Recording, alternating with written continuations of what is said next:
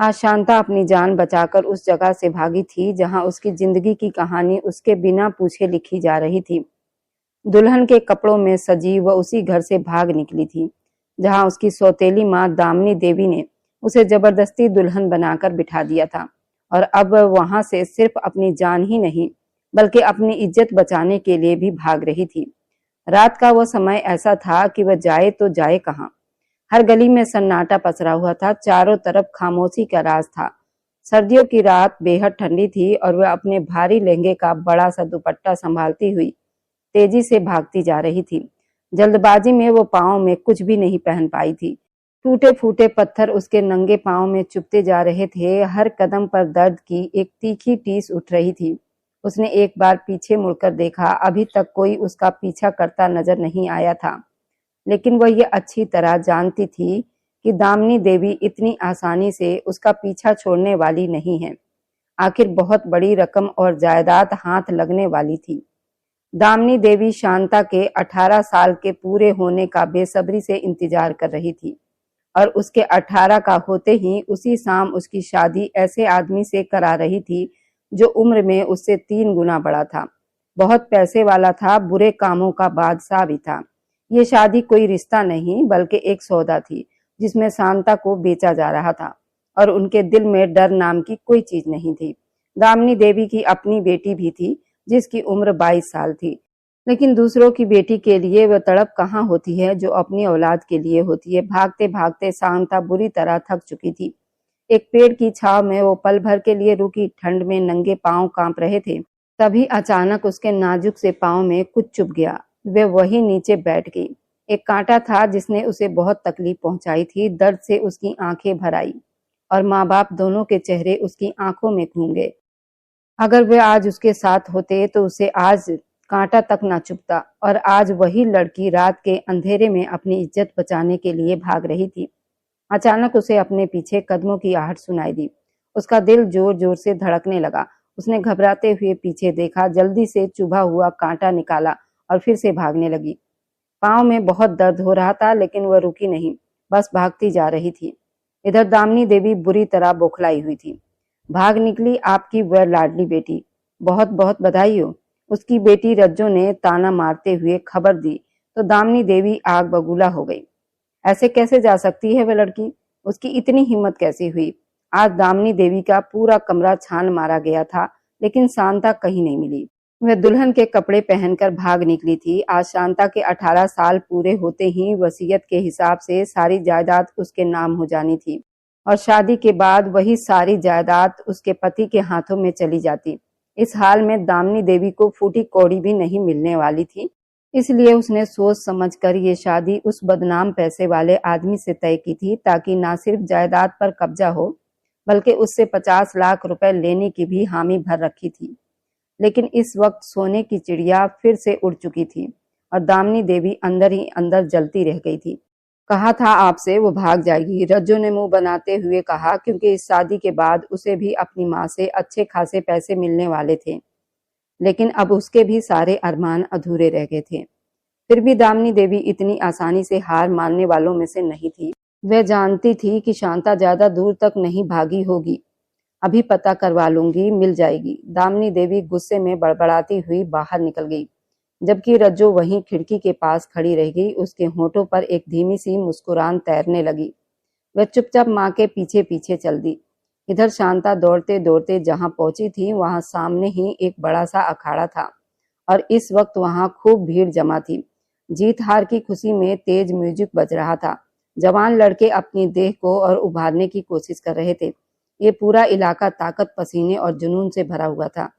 ये इस गांव का मशहूर अखाड़ा था जहां रोज तंदुरुस्त नौजवान कसरत करने आते थे, मुकाबले होते थे, जीत हार के शोर गूंजते थे।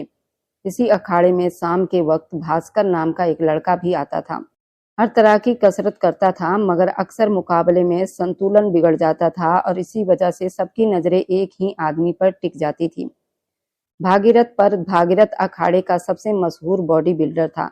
लंबा कद, तरासा हुआ बदन, बेहद खूबसूरत नैन नक्श, उसके शरीर और ताकत के चर्चे पूरे गांव में थे। इस वक्त वह कसरती कपड़ों में मशीन पर कसरत कर रहा था।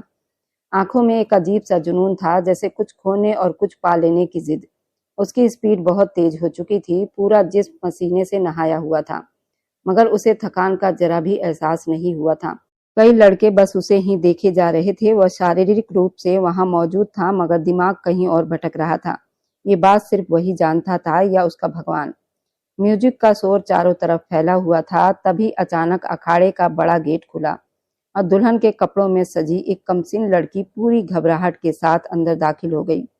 वह बिना सोचे समझे भागती हुई भीतर चली आई, मगर जैसे ही उसकी नजर चारों ओर पड़ी, उसके कदम अपने आप थम गए। उसी पल अखाड़े में मौजूद हर लड़का जैसे अपनी जगह पर जम सा गया हो।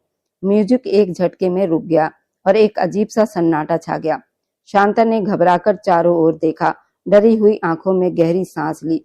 सबकी निगाहें उसी पर टिकी थी, जबकि वो माथे पर बिखरे बालों के बीच उन सबको देख रही थी। वो पीछे लगे गुंडों से बचने के लिए खुले दरवाजे से अंदर आ गई थी। उसे लगा था कोई होटल होगा, मगर बाहर लिखे बड़े बड़े अक्षरों में अखाड़ा वो पढ़ नहीं पाई थी। क्या हुआ, ऐसे आंखें फाड़ फाड़ कर क्या देख रहे हो?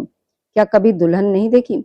उसने अपनी शर्मिंदगी और डर छुपाने के लिए कहा और माथे पर हाथ रख लिया, मगर किसी की हिम्मत नहीं हुई कि जवाब दे सके। अखाड़े का हर छोटा बड़ा पहलवान बस उसे देखता रह गया। भागीरथ ने अपनी मशीन रोकी, नीचे उतरा और दौड़ते हुए पास आया। सामने का मंजर देखकर वह भी एक पल के लिए ठिठक गया। छोटी सी कदकाठी की लड़की दुल्हन के जोड़े में इतने सारे हट्टे कट्टे लड़कों के बीच खड़ी, मानो आफत बनकर आ गई हो। उसकी मासूम सी खूबसूरती किसी को भी अपनी ओर खींच लेने वाली थी। भागीरथ सीढ़ियां लांघता हुआ नीचे आया तो वहां मौजूद सब लोग अपने आप पीछे हट गए। उसे रास्ता दे दिया। इतने बड़े कद के बॉडी बिल्डर को सामने देखकर शांता एकदम पीछे हट गई। वह उसके मुकाबले बहुत छोटी सी लग रही थी, ऊपर से नंगे पांव। कौन हो तुम और यहाँ अंदर कैसे आ गई? भागीरथ ने सख्त आवाज में पूछा था। मेरा नाम शांता है और दरवाजे से अंदर आई हूँ। उसके सीधे जवाब पर कुछ शरारती लड़कों के चेहरे पर मुस्कान आ गई। भागीरथ ने उन्हें घूरकर देखा तो सब चुप हो गए। वह 2 कदम आगे बढ़ा तो शांता घबराकर पीछे हट गई और बोली, मेरे इतने करीब क्यों आ रहे हो? थोड़ा दूर रहकर बात करो अंकल जी। उसके अंकल कहने पर और इस तरह उल्टा बोलने पर कई लड़कों के हंसी रुक न सके। 32 साल के जवान खूबसूरत बॉडी बिल्डर को अंकल कहा जा रहा था। निकलो यहाँ से जल्दी। भागीरथ ने चुटकी बजाकर बाहर का रास्ता दिखा दिया और सब एकदम खामोश हो गए। प्लीज मुझे आज रात यहीं रुकने की इजाजत दे दो, मैं सुबह होते ही चली जाऊंगी। शांता ने जल्दी जल्दी से विनती की, शट अप और अभी यहाँ से दफा हो जाओ। इस बार भागीरथ दहाड़ा था। सब सुन रह गए थे। शांता की आंखों में आंसू भर आए। भागीरथ ने उसकी भूरी आंखों में नमी देखी, होंठ भींच लिए और बोला, शादी से भाग कर आई हो? पीछे पुलिस लगी है क्या? यहाँ रुककर हमारे अखाड़े का नाम बदनाम करना चाहती हो क्या? तुम्हें उसकी इजाजत नहीं मिलेगी, चलो निकलो। शांता वहीं जमी रही। वह फिर चिल्लाया। तब कांपती आवाज में शांता बोली, मेरे पीछे कुछ गुंडे लगे हुए हैं। मेरी सौतेली माँ मेरी जबरदस्ती शादी एक बदमाश से करवा रही थी। मैं इस वजह से घर से भागी हूँ। प्लीज मेरी मदद कर दो, सिर्फ एक रात के लिए। सुबह होते ही मैं यहाँ से चली जाऊंगी। पीछे खड़े एक लड़के ने धीरे से कहा, मदद कर देते हैं, क्या पता सच कह रही हो। तो भागीरथ ने फिर से सामने खड़ी उस लड़की को देखा, जो भीगी आंखों से ढेर सारी उम्मीदें समेटे उसे देख रही थी। फिर अपने साथ मौजूद दूसरे कसरत करने वाले लड़के को उसकी तरफदारी में बोलते देखकर भागीरथ ने उसे वहां रुकने की परमिशन दे दी। वह उंगली उठाकर सख्त लहजे में बोला, ठीक है, आज रात यहीं रुक सकती हो, लेकिन सुबह होते ही यहाँ से निकल जाना, समझी तुम? वह मुड़ ही रहा था कि शांता घबराई हुई आवाज में बोली, प्लीज मुझे यहीं कहीं छुपा दो, मुझे ढूंढते हुए वो लोग यहाँ भी पहुंच सकते हैं। मजबूरन भागीरथ उसे जिम के बैक साइड बने उस छोटे से कमरे में ले गया था जहां वह खुद रहता था। ये आपका रूम है? शांता ने उसके बिस्तर की तरफ देखते हुए पूछा। वह अब उसे थोड़ा नॉर्मल होकर बात कर रही थी, जबकि भागीरथ ने सरसरी से जवाब देता हुआ अपने बैग से तौलिया निकाल रहा था। किसी चीज को हाथ मत लगाना, जहां बैठी हो वहीं बैठी रहो, कमरे में घूमने फिरने की भी परमिशन नहीं है, समझी तुम? वह गुस्से में सब समझाकर रुक ही गया था कि दरवाजे पर किसी की आने की आहट हुई। भागीरथ ने जल्दी से दरवाजा खोला। बाहर से आवाज आई, भागीरथ देखो, वही गुंडे आ गए हैं, किसी लड़की की तलाश में है। उनका कहना है कि वह लड़की यहीं आई है, उसका पैर भी जख्मी है, बाहर खून की लकीरें दिख रही है। उस आदमी ने इधर उधर जांच की और भागीरथ ने पलटकर शांता की तरफ देखा। शांता ने पूरी लाचारी से अपने पैर की तरफ इशारा किया, बाहर मत आना। इतना कहकर वह उसके सामने दरवाजा बंद करता हुआ बाहर निकल आया। शांता धड़कते दिल के साथ वापस उसके बिस्तर पर बैठ गई। उसका पैर काफी जख्मी हो चुका था, उसे बैंडेज की सख्त जरूरत थी और खून अब भी धीरे धीरे बह रहा था। उसने आसपास देखा, शायद कुछ मिल जाए, लेकिन कुछ दिखाई नहीं दिया। अलमारी खोलने की उसे इजाजत भी नहीं थी। थक हार कर वह उसी बिस्तर पर लेट गई। बीते वक्त के खौफनाक पलों में उलझती हुई नींद में चली गई। आंखों में वही सब घूमने लगा था। आज रात तो वह यहाँ रुक गई थी, लेकिन सुबह होते ही वो कहाँ जाएगी? उसका यहाँ कोई अपना भी तो नहीं था जिसके पास वो जा सके। क्या इतने सारे लड़कों के बीच खुद को सुरक्षित रख पाएगी? उसका दिमाग बिल्कुल सुन्न हो चुका था। वह घबराकर उठ बैठी। दिल तेज तेज धड़कने लगा। तुम सुरक्षित हो शांता, उसने खुद को समझाया। वह आदमी भले ही गुस्से वाला था, लेकिन औरतों की इज्जत करना जानता था। उसका दिल अनजाने में उसकी तारीफ कर बैठा। बाहर क्या हो रहा होगा ये देखने की बेचैनी उसे चैन नहीं लेने दे रही थी। वह बिस्तर से उठी, धीरे से नीचे उतरी और दरवाजे की तरफ बढ़ी। लॉक खोलकर थोड़ा सा बाहर झांका तो नीचे भागीरथ उन गुंडों के साथ हाथापाई करता दिखाई दिया। उसके साथ उसके अखाड़े के कुछ दोस्त भी थे। 1 मिनट से भी कम वक्त में वह सब उन गुंडों पर भारी पड़ने लगे। बॉडी बिल्डर जवान लड़के थे, ताकत से भरे हुए थे, जबकि गुंडे डर से पीछे हटने लगे। 2 मिनट के अंदर इस अखाड़े से दफा हो जाओ, वरना सीधे तुम लोगों को नर्क में पहुंचा दूंगा। भागीरथ गुस्से से दहाड़ा था। शांता घबराकर वापस कमरे में आ गई। अगर वे लोग यहाँ तक पहुंच गए थे तो जरूर फिर लौट कर आएंगे। संभव था कि उसकी सौतेली माँ भी उनके साथ होगी। तब ये क्या करेगी? खुद को कैसे बचाएगी? शांता बुरी तरह परेशान होगी। उसी वक्त दरवाजा खुला। भागीरथ अंदर दाखिल हुआ। कौन हो तुम? और ये लफंगे और गुंडे तुम्हारे पीछे क्यों पड़े हैं? वह गुस्से में उसकी तरफ बढ़ते हुए बोला, वे गुंडे हैं। दामिनी देवी मेरी सौतेली माँ है। मेरी जबरदस्ती शादी एक गुंडे से करवाना चाहती है। बोलते बोलते शांता पीछे दीवार से जा लगी और घबराकर उसने उसके सीने पर हाथ रखकर उसे रोक दिया। प्लीज दूर हटो। पास क्यों आ रहे हो? शांता के दिल की धड़कनें तेज हो गई। पहली बार कोई आदमी उसके इतना नजदीक आया था। उसके हाथ के छूते ही भागीरथ खुद को संभालते हुए रुक गया। बोलो, सब कुछ सच सच बताओ। अभी इसी वक्त भागीरथ की आंखों में झलकते गुस्से और शक्ति को देखते ही शांता टूट गई और उसने सारी बात बता दी। इन गुंडों से तो वैसे भी मेरे बहुत से हिसाब बाकी हैं। एक बार मेरे हाथ लग जाए तो उनका ऐसा हाल करूंगा कि उन्हें खुद के जिंदा रहने पर अफसोस होगा। भागीरथ मन ही मन में बुदबुदाया था। शांता हाथ जोड़कर बोली, प्लीज मेरी मदद कर दो। मुझे किसी ऐसी जगह पहुंचा दो जहां मैं सुरक्षित रह सकूं, जहां मेरी इज्जत भी सुरक्षित रहे, वरना मेरी सौतेली माँ मुझे ढूंढ लेगी और जबरदस्ती उस गुंडे से मेरी शादी करवा देगी। उसकी कांपती आवाज ने भागीरथ को उसकी सोचों से बाहर खींच लाया। कोई रिश्तेदार है तुम्हारा? कोई जान पहचान वाला है? उसने उसके चेहरे को गौर से देखते हुए पूछा। शांता ने सिर हिलाकर ना में जवाब दिया। भागीरथ ने गहरी सांस ली। उसकी नजरें झुक गई। तभी उसकी निगाह अचानक शांता के पैर पर गई। तुम्हारे पैर में चोट लगी है? उसके अचानक सवाल पर शांता ने अपने पैर की तरफ देखा, जैसे कुछ छुपाया गया हो। बिना चप्पल के भाग रही थी, बस यूं ही भागना पड़ा था। शांता ने रोते हुए कहा, यहाँ बैठो, मैं तुम्हारे पैर में मरहम लगा दूं। अब की बार वो बहुत नरमी से बोल रहा था। वो डरते हुए सोफे पर बैठी तो वह दवाई का डब्बा लाते हुए उसके पांव अपने घुटनों पर रखता और उसके पांव के जख्म को ध्यान से देखने लगा। जैसे ही उसने जरा सा अपना लहंगा ऊपर किया, वह घबरा गई। बोली कि आप मुझे दे दीजिए, मैं खुद अपने जख्म पर लगा लूंगी। लेकिन उसके घूरने पर शांता की जुबान लड़खड़ा गई और अगले ही पल उसके शब्द मुंह में ही रह गए। वह बहुत सलीके से जख्म साफ करता है, उस पर दवाई लगाता है और फिर बेहद आराम से पट्टी भी बांध देता है, जबकि वह जरा सा भी नहीं सिसकी। इतने गहरे जख्म पर तुम भाग कैसे रही थी? वह दवाई का डिब्बा बंद करते हुए पूछता है और फिर बाथरूम में जाकर हाथ धोता है। बाथरूम से बाहर आकर वह गुस्से भरी मुस्कान के साथ कहता है, इतने जख्म मिल चुके हैं जिंदगी में कि अब ये जख्म कोई मायने नहीं रखते। शांता सोफे पर पांव ऊपर करते बैठ जाती है, जबकि भागीरथ बिस्तर पर बैठा रहता है और कहता है कि तुम चाहो तो यहाँ आराम कर सकती हो, मैं रात को कमरे से बाहर चला जाऊंगा, और हाँ, सुबह होते ही तुम्हें यहाँ से जाना होगा। वह बिस्तर से उठकर अलमारी से अपने कुछ कपड़े निकाला था, शायद उसे नहाना था। शांता डरते हुए कहने लगी, आप मुझे किसी और अनाथ आश्रम में छोड़ दीजिए प्लीज, इस तरह जगह जगह छोड़ना ठीक नहीं है। उसके शब्द सुनकर वो बहुत बुरी तरह चौंक जाता है, जैसे किसी तूफान ने उसके भीतर जिद जगा दी हो। अनाथ आश्रम में छोड़ना। वह पथराई नजरों से उसे देखता है और फिर मुंह फेर लेता है। उन शब्दों में कितना दर्द था, लेकिन वह भी तो उसे बीच रास्ते में छोड़ आया था। वह चाह कर भी उस पल अपनी जिंदगी से उसे निकाल नहीं पा रहा था। शांता भर्राई आवाज में कहती है कि आप मुझे एक अच्छे इंसान लग रहे हो, प्लीज मेरी मदद कर दीजिए।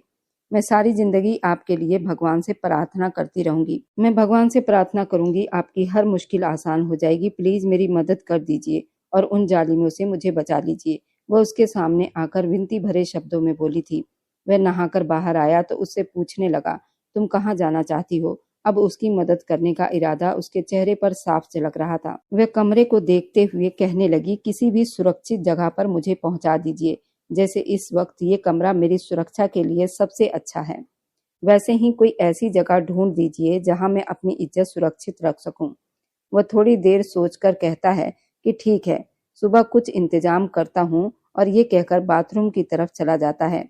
शांता आंखों में आंसू लिए वापस सोफे पर बैठ जाती है और सोचती है कि कभी कभी इस दुनिया में अपने ही जालिम बन जाते हैं और जो अनजान लोग होते हैं वही इतनी मदद कर जाते हैं।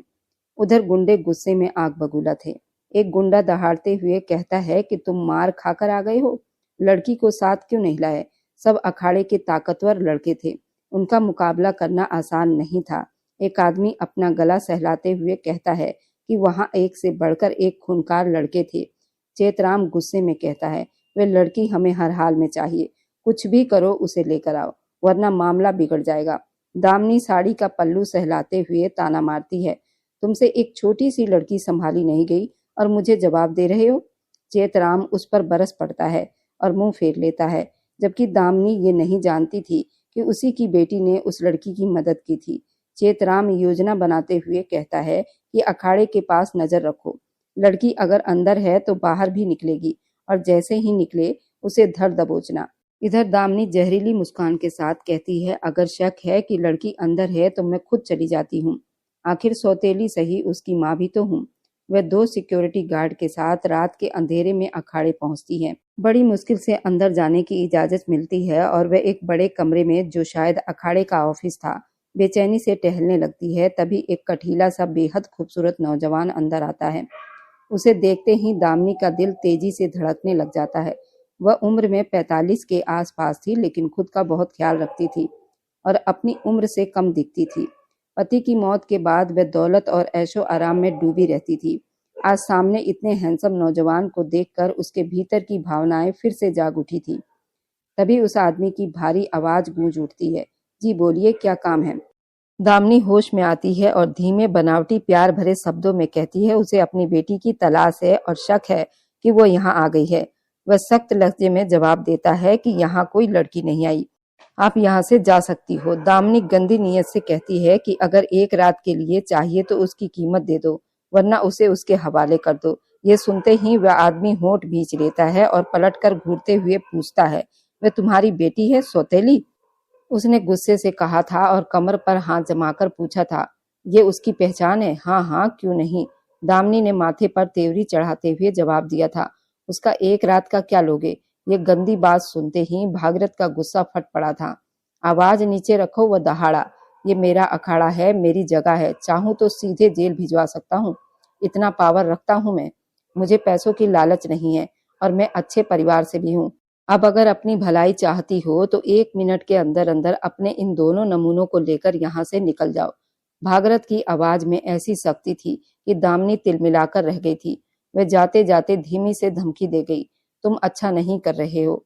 दरवाजे तक पहुंचते पहुंचते वह पलटी और जहर घोलती हुई बोली, अगर 2 मिनट से तुम पहले यहाँ से नहीं निकलोगी तो अब की बार सच में वो कर जाऊंगा, तुम सोच भी नहीं सकते।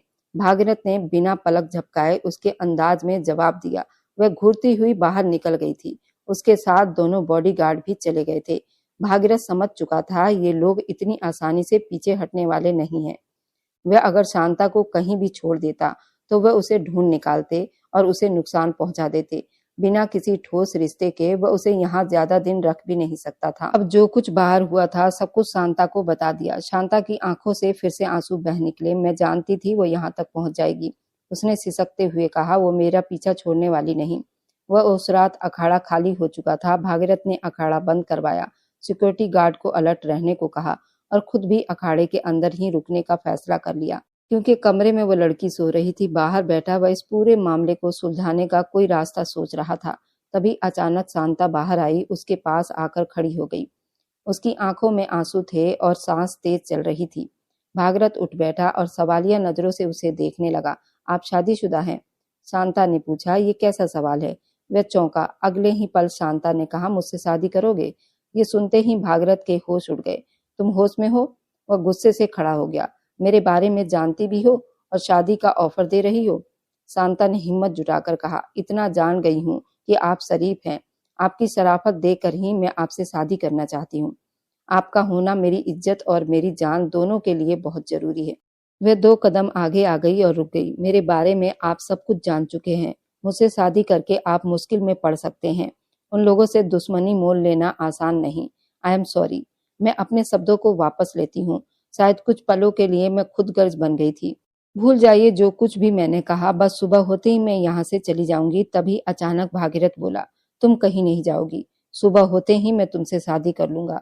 लेकिन आपकी जान को फिर भी खतरा है, शांता घबराकर बोली थी। भागीरथ उसके करीब आया। मैं जाना माना बॉडी बिल्डर हूँ, कई मेडल जीत चुका हूँ। लोग मुझसे डरते भी हैं और ऐसा आदमी अपनी जुबान का भी पक्का होता है और अपनी इज्जत की सुरक्षा करना खुद जानता है। अगर मेरी ताकत पर भरोसा है तो बताओ। शांता का दिल जोर जोर से धड़क रहा था। मैं तैयार हूँ, उसने धीरे से कहा, लेकिन एक बात तय रहेगी। भागीरथ ने सख्ती से कहा, यह शादी सिर्फ वक्त की जरूरत है। मैं तुम्हारी सुरक्षा करूंगा और उन्हें उनके अंजाम तक जरूर पहुंचाऊंगा। जिस दिन तुम उनसे आजाद हो जाओगी उस दिन हमारी शादी खत्म हो जाएगी। ये शर्त मंजूर है? शांता की आंखें भर आई। वह सिर हिलाकर हाँ कह गई। सुबह होते ही भागीरथ ने अपने कुछ दोस्तों और एक वकील को बुलवा लिया।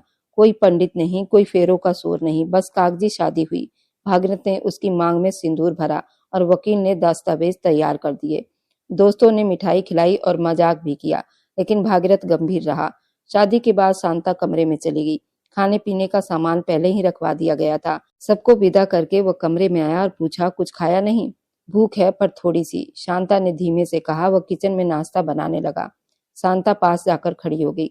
उसने ज्वेलरी उतार दी थी, मंगलसूत्र भी निकाल दिया था, लेकिन लहंगे में वह अपने आप को असहज महसूस कर रही थी। वह कुछ कह नहीं पा रही थी। नाश्ता कर लो, भागीरथ ने कहा। मैंने तुम्हारे लिए कपड़े ऑनलाइन ऑर्डर कर दिए हैं। उसकी उलझन समझकर वह कमरे से बाहर चला गया। शांता वहीं बैठकर नाश्ता करने लगी। आने वाला वक्त उसे बेहद नर्वस कर रहा था। वजह शायद ये शादी थी। हर लड़की की तरह उसके दिल में भी अपने पति को लेकर कई अरमान होंगे, लेकिन आज उसकी जिंदगी एक अजीब मोड़ पर आ खड़ी हुई थी। वह खुश थी क्योंकि वह कहीं से भी अंकल नहीं लगता था, लेकिन शांता ने ही उसे अंकल बना दिया था, सिर्फ उसकी मजबूत बॉडी की वजह से। और अब अपनी ही बात पर वह खुद शर्माने लगी थी। नाश्ता करके उसने सारे बर्तन सिंक में रख दिए, उन्हें धो दिया और फिर इधर उधर बिखरा सामान समेटने लगी। मगर इतने बड़े दुपट्टे के साथ किचन का काम करना बड़ा मुश्किल लग रहा था, इसलिए उसने दुपट्टा कुर्सी पर रख दिया। अब आराम से सारा काम समेटने लगी। ऊपर की अलमारी में कुछ चीजें रखने के लिए वह कुर्सी पर चढ़ गई, क्योंकि उसकी लंबाई कम थी। जैसे ही उसने अलमारी खोली और नीचे वह चायपत्ती के जार रखने लगी, उसी पल भागीरथ कमरे में दाखिल हुआ। कुर्सी पर खड़ी शांता को देखकर उसके कदम वहीं थम गए थे। ऊपर हाथ उठाने से उसका ब्लाउज थोड़ा सा ऊपर हो गया था। उसकी कमर का हल्का सा हिस्सा दिख रहा था। भागीरथ की सांसें एक पल को गहरी हो गई। दिल की धड़कन तेज हो उठी, लेकिन उसने खुद पर काबू रखा, नजरें हटा ली। वह जानता था कि उससे दूरी बनाए रखना ही इस वक्त सबसे बड़ी परीक्षा है। तुम वहां ऊपर क्या कर रही हो? वह पास आकर बोला था। वह वेस्ट वाला शॉपिंग बैग एक तरफ रख दो। पीछे से अचानक आवाज सुनकर शांता घबरा गई। मुड़ते ही उसका पैर फिसला। वह सीधे भागीरथ की बाहों में आ गिरी। एक पल के लिए दोनों की दुनिया जैसे थम सी गई। भागीरथ ने उसे संभाल लिया। शांता ने अनायास ही उसके कंधे पर हाथ रख दिया। दोनों की आंखें एक दूसरे से मिली। कुछ पल बिना शब्दों के बीत गए। भागीरथ ने खुद को संभालते हुए उसे धीरे से जमीन पर खड़ा कर दिया और हाथ हटा लिए। तुम ठीक हो? उसने सामान्य आवाज में पूछा था। शांता नजरें चुराते हुए सिर हिला गई। कपड़े बदल लो, भागीरथ बोला। फिर वकील के पास भी तो जाना है। वकील के पास क्यों? शांता घबरा गई। तुम्हारी सिक्योरिटी के लिए, वो बोला। मेरा एक दोस्त है, आगे सब समझ जाओगी। शांता कमरे की ओर बढ़ गई, लेकिन उसके दिल की धड़कन अब तेज हो गई थी। इसके आगे की कहानी और भी दिलचस्प रहने वाली है। क्या शांता और भागीरथ की ये शादी आगे चल पाएगी या फिर उसकी सौतेली माँ उसे वापस अपने जाल में खींच ले जाएगी। कहानी में अभी कई मोड़ बाकी हैं, इसलिए इसे मिस ना करें। और अब जाते जाते आप सभी से एक दिल से निकली छोटी सी गुजारिश है, आप मेरी ये वीडियो जहां कहीं से भी देख रहे हो, कमेंट में अपने शहर और अपने राज्य का नाम जरूर लिखिए। सच कहूं तो आपके कमेंट पढ़ना मेरे लिए किसी तोहफे से कम नहीं होता। हर नाम, हर जगह मुझे आपसे और भी गहराई से जोड़ देती है। और जो लोग मेरी वीडियो को अपना कीमती समय देकर देखते हैं, लाइक करते हैं और शेयर करते हैं, उन सभी का मैं दिल से धन्यवाद करती हूँ। अगर आज की कहानी ने आपके दिल को जरा सा छुआ है, आंखें नम कर दी हो या मन को सुकून दिया हो, तो बस एक छोटा सा काम कर दीजिए, वीडियो को लाइक कर दीजिए और अपने दोस्तों तक पहुंचा दीजिए जिन्हें ऐसी कहानियां पसंद है। और हाँ दोस्तों, अगर अभी तक आपने हमारे छोटे से परिवार का हिस्सा नहीं बने हैं तो चैनल को सब्सक्राइब जरूर कर लीजिए, क्योंकि हर सब्सक्राइब मेरे लिए सिर्फ एक नंबर नहीं बल्कि आपका भरोसा, प्यार होता है। हम फिर मिलेंगे कल एक और नई दिलचस्प भावनाओं से भरी कहानी के साथ। तब तक मुझ पर अपना स्नेह और आशीर्वाद बनाए रखें। आप सभी को मेरा प्यार भरा नमस्कार। खुश रहिए, स्वस्थ रहिए और हमेशा मुस्कुराते रहिए।